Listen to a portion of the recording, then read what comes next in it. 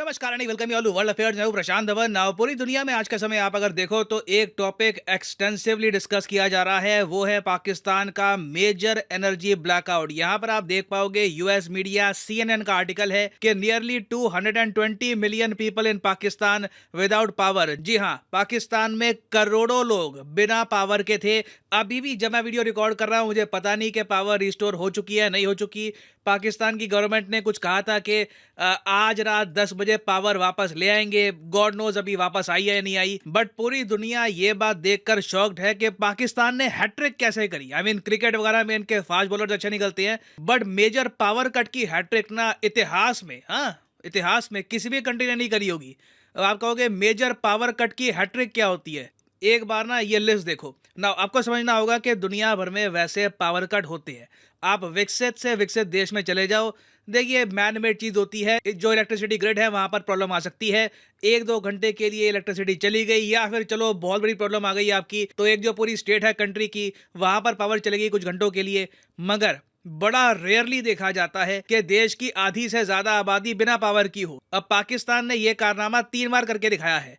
पहले जनवरी 2021 में इनका पावर आउटेज हुआ था, रिलेटिवली छोटा था मगर उसको हम काउंट करेंगे। फिर सितंबर 2022 में हुआ, अब जनवरी 2023 में, मतलब हर साल आप कह लो अब एक रेगुलर इनकी अकरेंस हो रही है। और ये देखो मेजर पावर आउटेज ये आपको ज़्यादातर उन कंट्रीज में मिलेंगे जो इकोनॉमिकली स्टेबल नहीं होते, जहां पर कहीं ना कहीं प्रॉब्लम रहती है। फॉर एग्जांपल श्रीलंका का केस देखो, अगस्त 2022 में यहां पर भी हुआ था मैसिव पावर ब्लैकआउट। उसके पहले वेनेजुएला, इंडोनेशिया अब मैं कहूंगा थोड़ा स्टेबल हो चुका है, बीच में काफी प्रॉब्लम आई थी यहां पर। फिर आज से 11 साल पहले जाओगे आप तो इंडिया का भी नंबर आपको मिलेगा जुलाई 2012 में।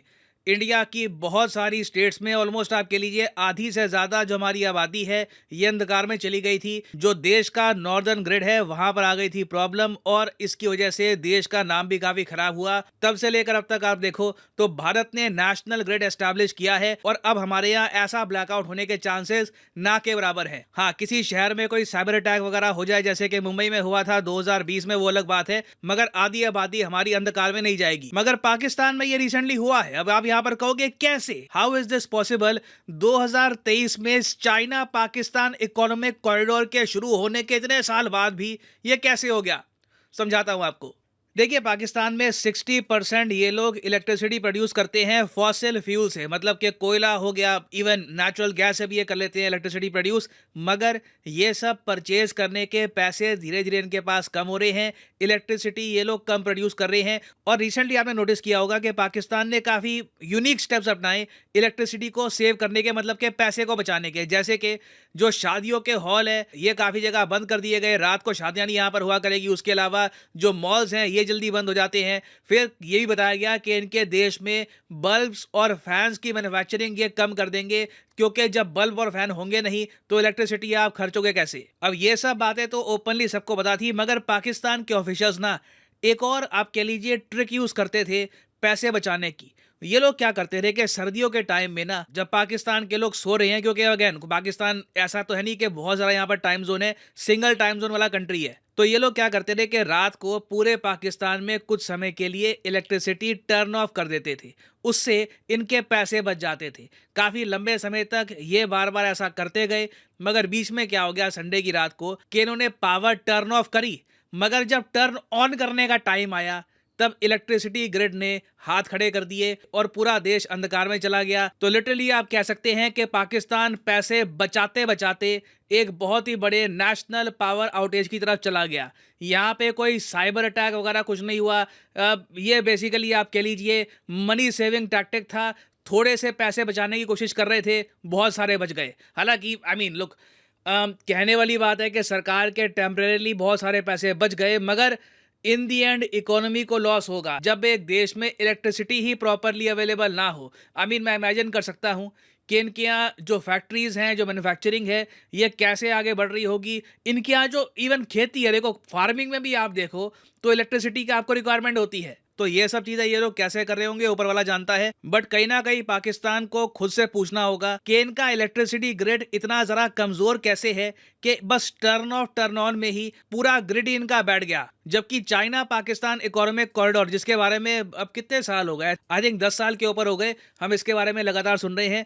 इसमें बताया गया था कि चाइना पाकिस्तान के लिए बहुत सारे पावर प्रोजेक्ट्स बिल्ड करेगा और इनकी जो ग्रिड है उसको और ज़्यादा अपग्रेड करेगा ताकि पूरे पाकिस्तान में पावर आ सके। उस वक्त इसकी आलोचना भी हुई थी कि चाइना बेसिकली जो कोल पावर प्लांट्स हैं वो बना रहा है पाकिस्तान में, इवन दो पाकिस्तान में बहुत सारा कोयला आपको मिलेगा नहीं। मगर हुआ यहाँ पर क्या है कि जो भी पावर प्लांट्स पाकिस्तान ने बनवाए हैं चाइनीज कंपनी से, चाइना से उधार लेकर, पहली बात तो लोन का इंटरेस्ट रेट इतना ज़्यादा था कि कई प्रोजेक्ट शुरू हुए हैं मगर आगे बढ़ नहीं पा रहे। उसके अलावा एक बहुत ही बड़ा इशू यहाँ पर यह भी है कि चाइनीज मेड इंफ्रास्ट्रक्चर बहुत लो क्वालिटी का होता है।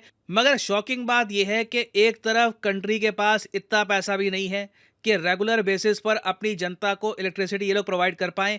इसी बीच आपको याद होगा पाकिस्तान की मिलिट्री ने ऑलमोस्ट आप कह लीजिए अपनी जनता से और बहुत सारा पैसा खींचकर अपना जो डिफेंस बजट है ये 11% और बढ़ा लिया था। अभी कुछ ही दिनों पहले मैंने ये वीडियो करी थी upload, the most powerful militaries in the world. ये ग्लोबल फायर पावर इंडेक्स की रैंकिंग थी और इस रैंकिंग में मैंने आपको बताया था कि पाकिस्तान आ चुका है रैंक 7 पर। जी हाँ, रैंक 7 पर रखा गया था पाकिस्तान को।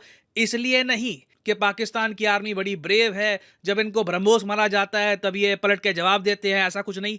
मेन रीजन ये है कि इनकी आर्मी ने ऑलमोस्ट आप कह लीजिए सिविलियंस को बंदी बना के रखा हुआ है। पाकिस्तान के लोग अपनी मर्जी से अपना पीएम नहीं चुन सकते। ये लोग अपनी मिलिट्री को ये भी नहीं कह सकते कि एंटी इंडिया एक्टिविटीज बंद करो, रीजन में पीस की बात करो, अपना जो डिफेंस बजट है ये भी कम करो, आर्मी में करप्शन कम करो। तो आप कह लीजिए पाकिस्तान की आर्मी ने अपने कंट्री को हॉस्टेज बना रखा है। इसलिए आप सिर्फ इनकी मिलिट्री को देखो, इट इज क्वाइट पावरफुल। जबकि पाकिस्तान की जो पावर प्रॉब्लम्स है ना, इसका बड़ा सिंपल सोल्यूशन है, रीजन में ना पीसफुल तरीके से रहो। मैं आपको सोल्यूशन इसका बताता हूँ क्या है। आज के समय साउथ एशिया में हम लोग एनर्जी ट्रेड स्टार्ट कर चुके हैं, आपको पता है इसके बारे में। अडानी पावर आज के समय एनर्जी एक्सपोर्ट कर रहा है बांग्लादेश को, ये एक एग्जांपल है। इसी तरीके से कई इंडियन कंपनीज हैं जो इन द फ्यूचर जो भी कंट्री है आसपास में जिसको पावर की आवश्यकता है उसको इलेक्ट्रिसिटी एक्सपोर्ट करना स्टार्ट कर देगी एक इंटरनेशनल ग्रिड से। और ऐसा नहीं है कि इंडिया सिर्फ एनर्जी एक्सपोर्ट ही करता है, काफ़ी बार हम एनर्जी परचेस भी करते हैं। फॉर एग्जांपल नेपाल ने काफ़ी बार इंडिया को एनर्जी बेच रखी है इन द पास्ट, और जब नेपाल में होती है पावर कम तब ये हमसे इलेक्ट्रिसिटी परचेस भी कर लेते हैं। तो आप सोच कर देखो, अगर पाकिस्तान की जनता अपनी आर्मी को अंडर कंट्रोल ले आती है, उसके बाद रीजन में पीस होता है, हम लोग भी आपस में एनर्जी में ट्रेड कर सकते हैं, जो हॉस्टिलिटीज है खत्म हो सकती है। क्योंकि एशिया में तो मैं ये भी आपको बताऊं, एक कॉन्सेप्ट चल रहा है आज के समय, डिस्कस किया जा रहा है। मैं ये तो नहीं कहूंगा कि अभी इस पर ऑफिशियल बातचीत हुई है, मगर इसको लेकर जापान काफी एक्साइटेड है। ये है एशियन सुपर ग्रिड का कॉन्सेप्ट।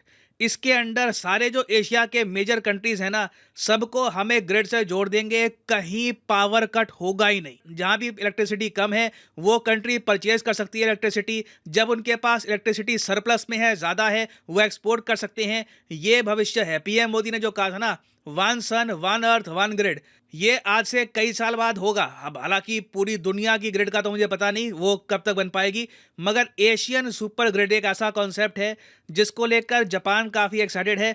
और चाइना इसमें पार्टिसिपेट करे ना करे, जापान ये चाहता है कि जो आसियान कंट्रीज हैं इनके साथ मिलकर इंडिया के साथ तो एटलीस्ट एक एशियन सुपर ग्रिड ये बना दे। तो अब पाकिस्तान के ऊपर है कि 2024 में भी ये आगे जो आप कह लीजिए परंपरा, प्रतिष्ठा, अनुशासन है, इसको कंटिन्यू करना चाहते हैं या फिर रीजन में पीस एस्टैब्लिश करना चाहते हैं। The choice is theirs. और हाँ, आप सब लोगों को मैं अपील करूंगा कि subscribe to world affairs English, एक नया चैनल है। वहां पर हम इंडिया का जियोपॉलिटिकल पर्सपेक्टिव इंटरनेशनल ऑडियंस तक पहुंचाने का प्रयास करेंगे।